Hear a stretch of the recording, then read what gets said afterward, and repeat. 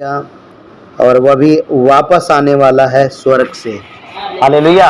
हमें अपने साथ लेकर जाने के लिए यीशु मसीह आने वाला है और हमारा अनुग्रह से उद्धार हुआ है और हमारे खुदा ने हमारे पापों को माफ़ किया। जब हम पापी ही थे हमें क्षमा किया और हमें गले लगाया। परंतु उद्धार के साथ साथ और जो अनुग्रह के साथ साथ हमें यह भी जानना है कि प्रभु न्यायी भी है। वो हमारे गुनाहों का न्याय भी करेगा और बाइबल ये बताती है कि न्याय का शुरुआत हम ही से होगा। अन्य जातियों से पहले न्याय नहीं करेगा प्रभु, पहले वो हमसे न्याय करेगा कि मैंने तुम्हारे लिए लहू बहाया, तुम्हें धोया, तुम्हें साफ किया, मैंने तुम्हें धर्मी ठहराया। हालेलुया। और तुम मेरे वचन में चलते रहे या नहीं चले, इसका न्याय खुदावन हमारे से करेगा। आइए एक वचन हम पढ़ेंगे और उस वचन के द्वारा परमेश्वर का आत्मा हम सब से बोले और बात करे। वचन है इब्रानियों की किताब उसका 10:26 पढ़िए। क्योंकि सच्चाई की पहचान प्राप्त करने के बाद, सच्चाई की पहचान हमें मिल चुका। क्या सच्चाई है? यीशु सच्चा परमेश्वर है। यीशु ने हमारे लिए क्रूस पे अपना लहू बहाया। वो हमारे लिए स्वर्ग में घर बनाने के लिए गया है और उसने इस धरती पर हमें पवित्र आत्मा दिया है, अपना वचन दिया है ताकि हम इस धरती के ऊपर उसके वचन के अनुसार जी सके। पहले देखो हम पापी थे, हम गुनहगार थे। उसने हमारे पापों को माफ किया क्योंकि हम सब अनजान थे सत्य से। हमें नहीं पता था कि हमारा कौन न्याय करेगा, हमें नहीं पता था कि नरक क्या होता है, हमें नहीं पता था कि हमें हर बात का लेखा देना पड़ेगा। ये सब अनजान थे हम। और जब हम अनजान थे तो प्रभु ने हमें माफ कर दिया। हालेलुया। अब हर जगह मन फिराव का जो अनजाने में गुनाह हुआ है, बाइबल ऐसे बताती है। एक वचन और इसके साथ निकाल लेंगे हम, प्रेरितों का काम की किताब के अंदर 17:30 में लिखा है। पढ़िए एक बार, प्रेरितों का काम 17:30। इसलिए परमेश्वर ने अज्ञानता के समय पर ध्यान नहीं दिया। अज्ञानता में थे हम, हमें पता नहीं था आंख से देखना पाप होता है, हमें पता नहीं था कि व्यभिचार एक भयानक पाप है, हमें ये पता नहीं था कि मूर्तों की आराधना करना एक भयानक पाप है, हमें पता नहीं था कि परमेश्वर किन चीजों से घृणा करता है। हम कौन है, हमें किस लिए बनाया गया था, हमें किस लिए खुदा ने रचना करी और वो हमसे क्या चाहता था, कुछ भी पता नहीं था हमें। हम अज्ञान थे, जो चीजें चाहे उसी की आराधना कर ली, जैसे लोगों ने बताया वैसी आराधना कर ली। परंतु अब हम अज्ञान नहीं हैं, अब हमारा उद्धार हो चुका है। हम वचन सुन सुन के बढ़ते चले जा रहे हैं। अब हमें अज्ञान नहीं कह सकते। दिन पर दिन हम बढ़ रहे हैं परमेश्वर में, तो हमारा ज्ञान भी तो बढ़ रहा है। हालेलुया। अगर हम वो गलतियां जो पहले करते थे, मसीह में आने से पहले अज्ञानता में करते थे, वो अगर दोबारा हम शुरू करते हैं तो हम जानबूझकर पाप करते हैं। हालेलुया। जानबूझकर पाप करना और अज्ञानता में पाप करना, दोनों में बहुत अंतर है। हमने अज्ञानता में पाप किया था। यहाँ पे प्रेरितों का काम 17:30 में प्रभु पवित्र आत्मा बता रहा है, परमेश्वर ने अज्ञानता के समयों पर ध्यान नहीं दिया, पर अब हर जगह सब मनुष्य को मन फिराने की आज्ञा देता है कि चलो तुमने जो गलती कर ली, तुम अनजान थे, तुम्हें पता नहीं था, सत्य का पता नहीं था, तुमने जो कुछ गलत काम कर लिया मैंने तुमको माफ कर दिया, परंतु अब तुम सत्य जान गए हो। अब आपको पता है, अब दूसरी आराधना आप करोगे, किसी की दूसरे ईश्वरों की आराधना में शामिल होंगे तो आप अनजान नहीं है। आपको पता है कि परमेश्वर कहता है मुझे छोड़ दूसरों को ईश्वर करके नहीं मानना। वो कहता है मैं ही परमेश्वर हूं, मेरे सिवा कोई दूसरा नहीं। ये आप जान चुके हैं। परमेश्वर एक ही है और परमेश्वर और मनुष्यों के बीच में एक ही बीच वही है, वो है यीशु मसीह। ये भी आप जान गए हैं। एक दिन आएगा कि हम सब न्याय के सिंहासन के सामने खड़े होंगे और हर एक उस बात का लेखा देंगे जो हमने शरीर के साथ में किया है, अपने शरीर के द्वारा किया है। जो भी पाप किया है, नशा किया है, व्यभिचार किया है, उस सब बातों का प्रभु में आने के बाद जो हमने गलतियां करी है उसका हमें लेखा देना पड़ेगा। पहले का उसने हमारा सारा धो दिया, हमें माफ कर दिया, क्योंकि हम अज्ञान थे, हमें पता नहीं था। जब कोई अज्ञानता में गलती कर देता है, हम भी जब वो बोलता है सॉरी मुझे पता नहीं था, तो हम उसे माफ कर देते हैं। परंतु वही गलती जब वो बार बार जानबूझ के वही गलती करता रहे, मना करने के बाद करता रहे, तो वो ढीठ है, फिर वो जिद्दी है, फिर वो सुधरना नहीं चाहता, फिर वो परमेश्वर के वचन को पालना ही नहीं करना चाहता। अगर वो जानबूझ करके गलती करता है, अक्सर लोग गलतियां करते हैं तो ऐसे करते हैं कि हम तो पापी थे जी, यीशु ने हमारे पाप माफ कर दिए, हमारे लिए लहू बहा दिया, उसने हमारी कीमत चुका दी। ठीक है जी, आपकी कीमत चुका दी, आप अनजान थे, आपको पता नहीं था, परमेश्वर ने आपकी कीमत चुका दी। परंतु आपको कीमत चुकाए जाने के बाद आपको ये लाइसेंस नहीं दिया प्रभु ने कि अब फिर से तुम पाप करते रहो, फिर से पाप करने का छूट उसने हमें नहीं दिया है। इसलिए इब्रानियों की किताब बता रहा है कि सच्चाई की पहचान प्राप्त करने के बाद, इब्रानियों 10:26, क्योंकि सच्चाई की पहचान प्राप्त करने के बाद यदि हम जानबूझकर पाप करते रहें, हालेलुया, जानबूझ के गलतियां करते रहे, किसी ने हमको कह दिया, हम वैसे कर दिए, जानते हैं कि ये गलत है, वचन टूट रहा है, फिर भी वो काम कर रहे हैं और करते ही जा रहे हैं, तो हम जानबूझ के गलती कर रहे हैं। हालेलुया। और जो गलती हम जानबूझ करके करेंगे उसका हमें लेखा देना पड़ेगा। हालेलुया, उसका हमें लेखा देना पड़ेगा। इसलिए लिखा है सच्चाई की पहचान प्राप्त करने के बाद यदि हम जानबूझकर पाप करते रहें तो पापों के लिए फिर कोई बलिदान बाकी नहीं है। अब कोई दूसरा बलिदान आपके लिए नहीं होना है जिसके द्वारा आप बचाए जाओ। एक बार यीशु मसीह ने आपकी कीमत चुका दी है, आपको माफ कर दिया है। अब आपको परमेश्वर के वचन में बढ़ता जाना है, आपको परमेश्वर की आज्ञा मानते रहना है, आपको अब जानबूझ करके गलती पे गलती नहीं करना है।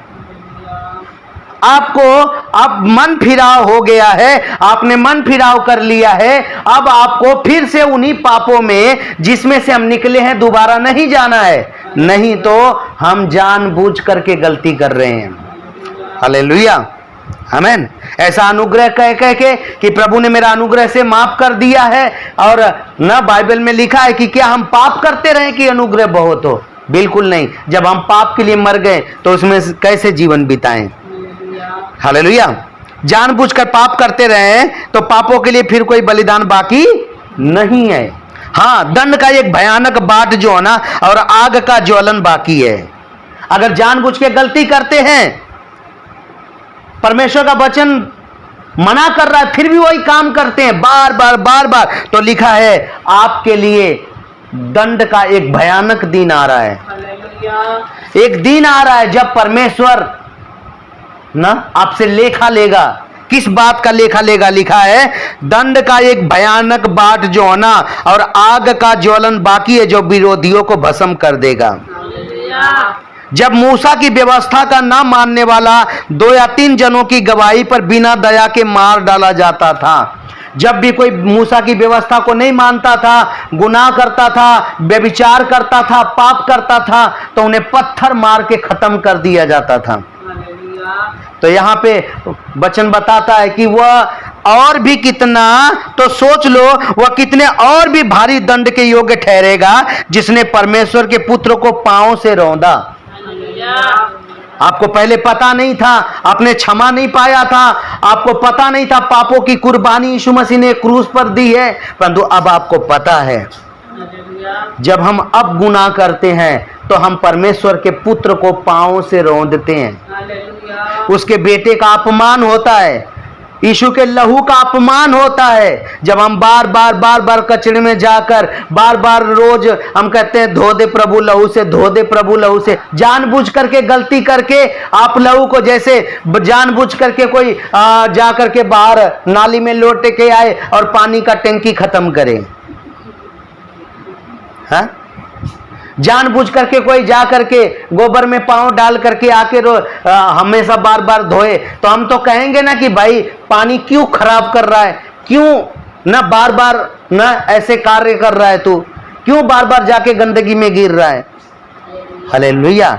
हमें दोबारा गंदगी के अंदर नहीं जाना। अनजाने में हमारी जिंदगी के अंदर आज भी कोई गलती आता है, अनजाने में कोई मुंह से बात निकल गई, अनजाने में कुछ हमने ना गलत देख लिया, कुछ गलत बोल दिया, तो उसके लिए ना हमें यीशु से जब हम माफी मांगते हैं, पश्चाताप करते हैं, दोबारा वो गलती ना हो करके हम मन से दुखी होते हैं, आत्मा में दुखी होते हैं और हमें लगता है कि ये बहुत गलत था, तो परमेश्वर हमें माफ करता है।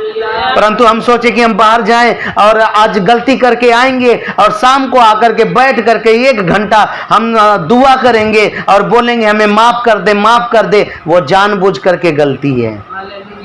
हालेलुया। जानबूझ करके गलती नहीं करना है ना। हमें ये बात याद रखना है कि प्रभु हमें माफ किया है, परंतु वो न्यायी भी है। वो हमारे गुनाहों के बदले में हमें ताड़ना भी देता है, हमें सजा भी देता है, इस दुनिया के अंदर भी देता है। बाइबल के अंदर में लिखा है कि तुम उस उपदेश को भूल गए जो तुम्हें पुत्रों की नाई दिया जाता है। प्रभु के ताड़ना को हल्की बात मत जान, जब वो घुड़के तो साहस मत छोड़, क्योंकि प्रभु जिसको पुत्र बना लेता है उसे कोड़े भी लगाता है।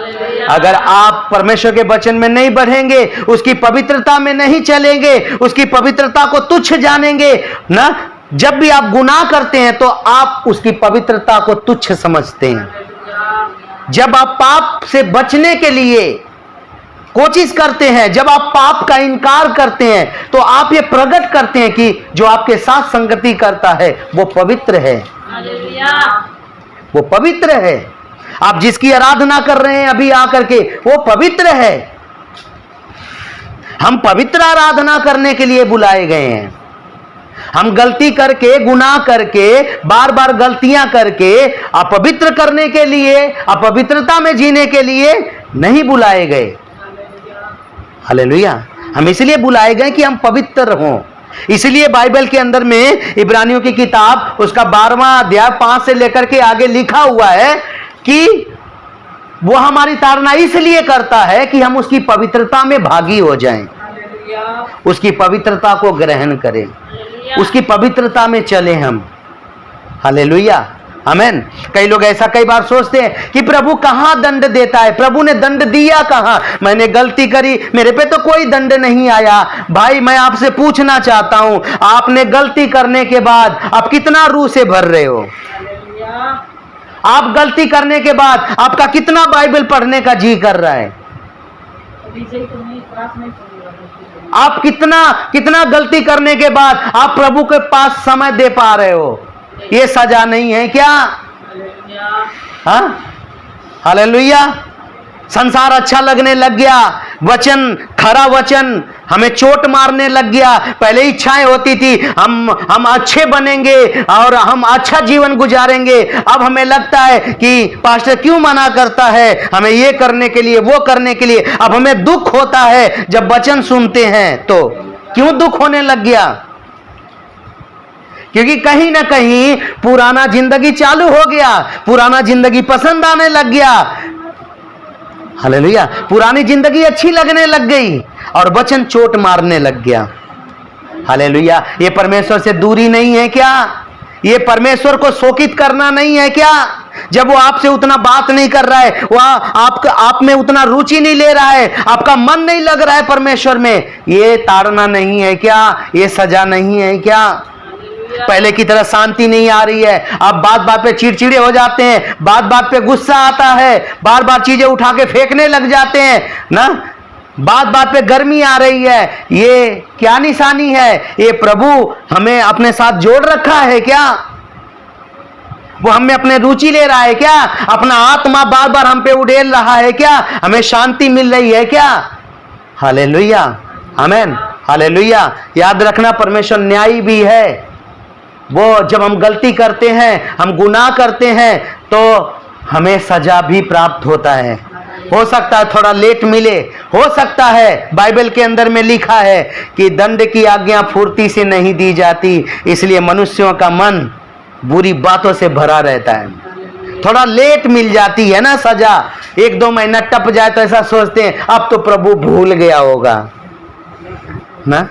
हालेलुया, परमेश्वर नहीं भूलता, वो ये देखता रहता है इसने उस गुनाह से जो इसने किया है कितना पश्चाताप कर रहा है, कितना रो रहा है, कितना ये दुखी है उस गुनाह के कारण, या मेरे वचन को इसने हल्के में ले लिया है, मुझे हल्का समझने लग गया है। ऐसा प्रभु जब देखता है तब उसे ताड़ना देना पड़ता है। आप हल्के में नहीं ले सकते। अनन्या सफीरा ने हल्के में लिया और उन्होंने भूमि बेची और उन्होंने आकर के सोचा कुछ नहीं होता, उन्होंने आकर के झूठ मारा और वे दोनों मर गए।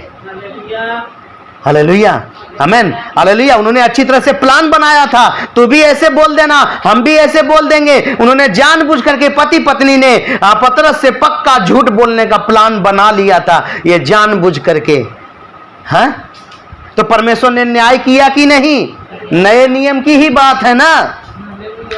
हालेलुया। तो परमेश्वर ये कहता है कि मुझे हल्के में मत लो, मेरी बातों को हल्के में मत लो। पहले तुमको पता नहीं था मेरे वचन का, मैंने तुम्हें माफ कर दिया, मैंने तुम्हारे लिए अपना बेटा तक दे दिया ताकि मैं तुम्हें इस दुनिया के कचड़े से निकाल लूं। परंतु तुम मेरे बेटे के लहू का अपमान कर रहे हो, उसके लहू को तुच्छ समझ रहे हो, उसके बलिदान को तुच्छ समझ रहे हो, वो तुम्हारे लिए मर गया। ये देखो तो सही पाप कितना भयानक होता है, पाप की सजा कितनी खतरनाक होती है। वो यीशु पर देखो, जब आपकी पाप की सजा आई तो कितना भयानक उनका शरीर के ऊपर ताड़ना आया, कैसे उनके हाथों में कीलें ठोकी गई, कितनी देर तक वो कराहते रहे। हल्के में मत लो पाप को, इसलिए लिखा है ना, जानबूझ करके गलती करते रहें तो पापों के लिए फिर कोई बलिदान बाकी नहीं। हाँ, दंड का एक भयानक बाट जो होना और आग का ज्वलन बाकी है जो विरोधियों को भस्म कर देगा। हालेलुया, आमेन। कौन से विरोधी? खरा वचन के विरोधी। आपको पता है खरा वचन के भी विरोधी होते हैं। जब खरा वचन होता है तो उसका विरोध करते हैं कि हमसे मिलावट की बात करो।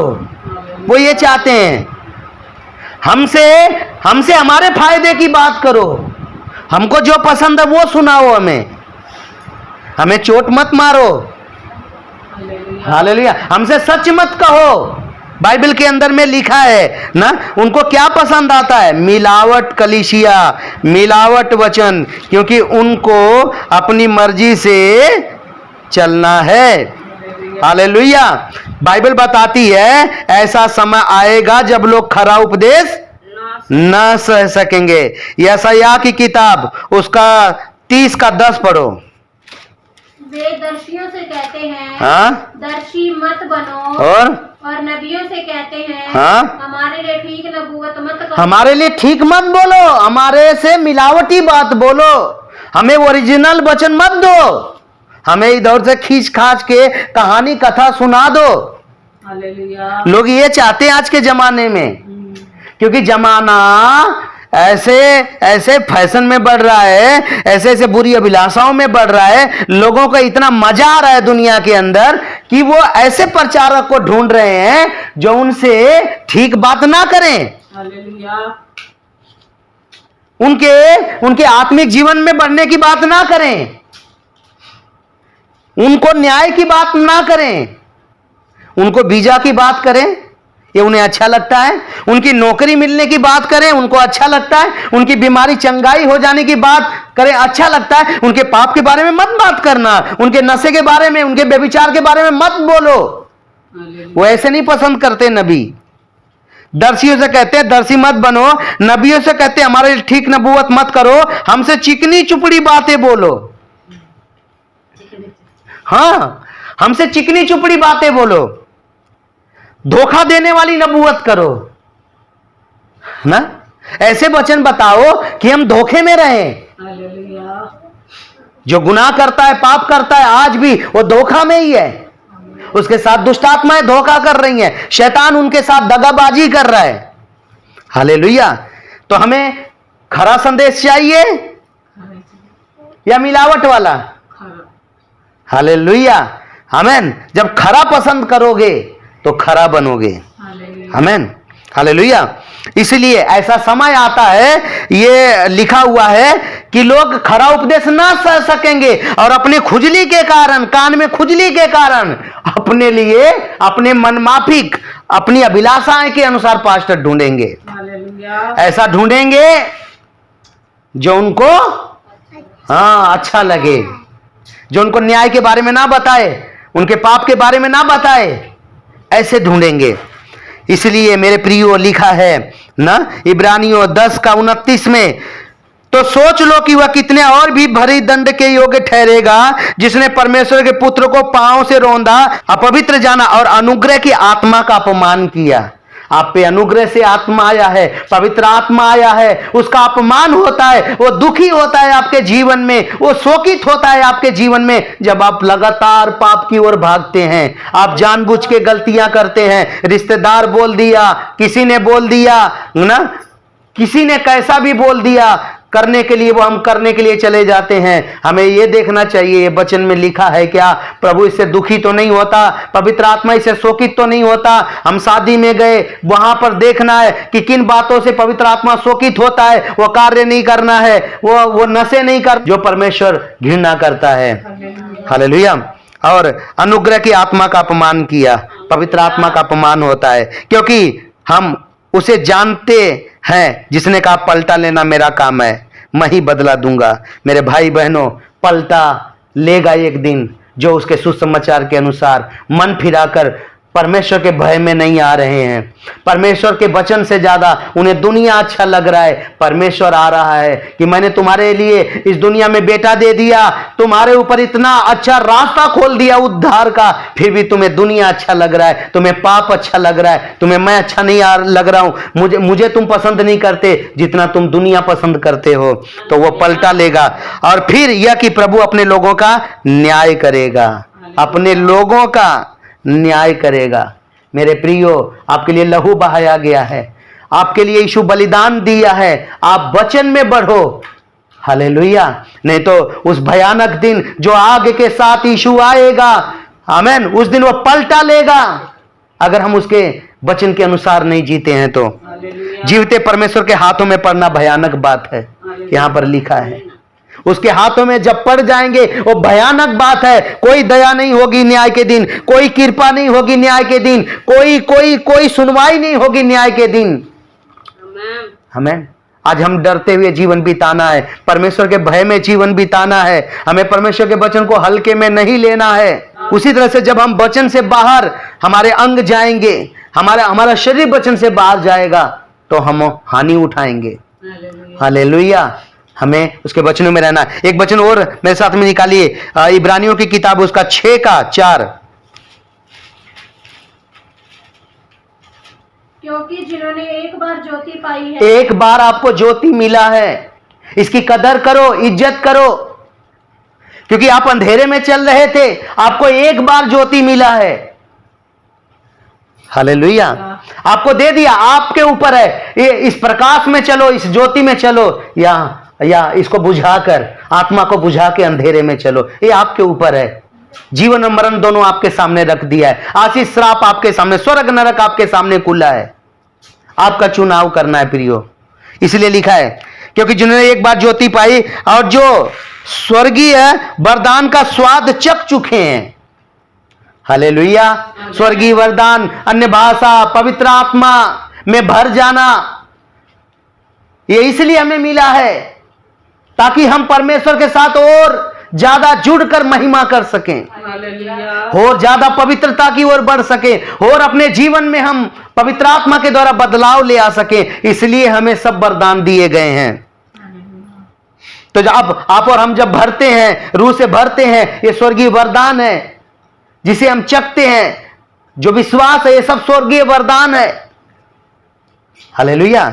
इसको चखने के बाद, विश्वास करने के बाद लिखा है पवित्र आत्मा के भागी हो गए और परमेश्वर के उस वचन को और आने वाले युग की सामर्थ का स्वाद चख चुके हैं। आपको पता है आने वाला समय में परमेश्वर अपने लोगों को ना ऐसे स्थान पर रखेगा जहां हमेशा का आनंद। वो आपके लिए घर बनाने के लिए गया है, वो भी आपने चख लिया, जान भी गए। फिर भी आप इस दुनिया में पाप करेंगे तो वो आपका क्या होगा? वो घर का जो आपके लिए बन रहा है, हाँ? जो आपके लिए स्वर्ग में बन रहा है, ले जाने के लिए यीशु तैयार आने वाला है। लिखा है यदि वे भटक जाएं तो उन्हें मन फिराव के लिए फिर नया बनाना होना है। अगर भटक गए ना प्रियो, दोबारा हम इस संसार के अंदर फिर से हमें नया बनाना मुश्किल है, फिर से ना परमेश्वर के भय में लाना मुश्किल है। जो सब कुछ जान लिया, सब कुछ सीख लिया, पवित्र आत्मा भी पा गया, स्वर्गीय वरदानों का स्वाद भी चख लिया, तो अब उसको क्या बताकर उसका मन फिराव करवाएं? वो तो कहेगा मैं तो सब जानता हूं। हालेलुया। नहीं तो अगर कोई अनजान है तो उसको कहेंगे भाई स्वर्ग में ऐसा जीवन है, स्वर्ग में ना बड़ा आराम है। वो कहता मैं सब जान गया हूं। तो अब क्या बता के मन फिराव करवाएं? वो दंड के बारे में भी जान गया है कि प्रभु एक दिन न्याय करेगा। अब दंड के बारे में भी बोलने पे उसको कोई असर नहीं होता, लेखा देने वाली बातें पे भी असर नहीं होता। अगर वो भटक जाता है तो प्रियो हम सब बढ़ रहे हैं और बढ़ते चले जाएंगे, वापस हमें भटकना नहीं है। हमें भटकना नहीं है प्रभु के रास्ते से। हालेलुया। परमेश्वर के रास्ते से हमें मुड़ना नहीं है। हालेलुया। वो पाप जो हमने छोड़ दिया, मन फिराव कर लिया, दोबारा चालू हो रहा है। वो दोस्त जिंदगी में दोबारा आ रहे हैं, वो मस्ती दोबारा आ रही है ना, वो स्टाइल जो हमने सांसारिक जीवन बिताते थे वो दोबारा आ रहा है। तो हम कहीं ना कहीं ना भटक रहे हैं, हम भटक रहे हैं प्रभु के रास्ते से।